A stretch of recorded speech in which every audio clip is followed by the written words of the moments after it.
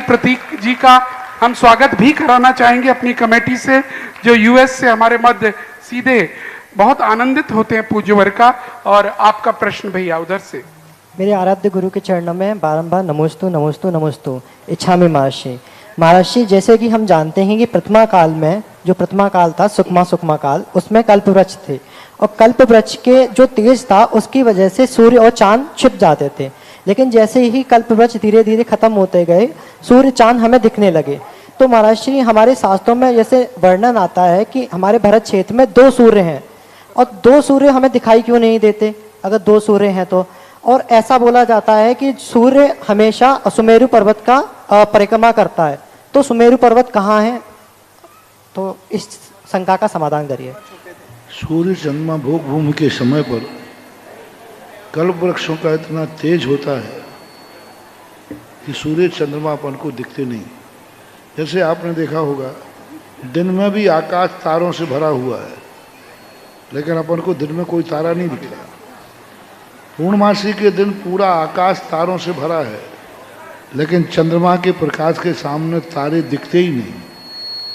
इसी प्रकार से उन कल्प वृक्षों का तेज इतना होता है कि सूर्य रहता तो है, लेकिन इनका प्रकाश ज़्यादा होने से वो दिखते हैं, सब कुछ है, लेकिन इनका प्रकाश होने से उनका प्रकाश तिरोहित हो जाता है।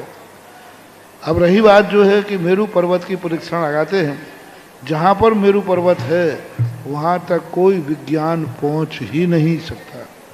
कितनी बड़ा यान बना लें, कितनी कुछ करें, विदेश क्षेत्र में है वहाँ पहुँच नहीं सकता। उसकी प्रदक्षिणा नित्य लगाते रहते हैं दूर से चारों तरफ। जैन ज्योग्राफी तो यही कहती है, अब विज्ञान इसके विपरीत है। वो कहते हैं कि सूर्य जो है स्थिर है, सूर्य का पृथ्वी चक्कर लगा रही है, सूर्य का पृथ्वी चक्कर लगा रही है, और हमारे यहाँ पृथ्वी पर जो मेरू है उस मेरू का चक्कर लगा रहे हैं। तो दोनों यही विपरीत हैं। ये पृथ्वी चक्कर लगाती है, सूर्य स्थिर है, बाकी सब घूम रहे हैं, और हमारे यहाँ पृथ्वी स्थिर है, सारे सूर्य चंद्रमा घूम रहे हैं। ये अपने अपने विचार हैं, हमारा सर्वज्ञ द्वारा कथित वचन है, इसलिए प्रमाणिक मानता हूँ।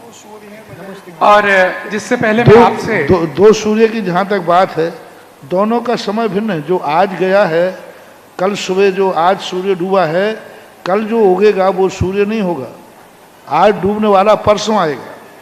तो हमारे दोनों सूर्य दिख रहे हैं, एक साथ नहीं दिखते, क्योंकि दोनों का एंगल ऐसा पड़ता है कि दोनों सूर्य एक साथ नहीं दिखते। कहीं कहीं दिखते हैं जहाँ दिन रात होती नहीं, दिन ही दिन होता है, वो सूर्य जाता है, ये सूर्य आ जाता है, तो ऐसा मानना चाहिए। और पूज्यवर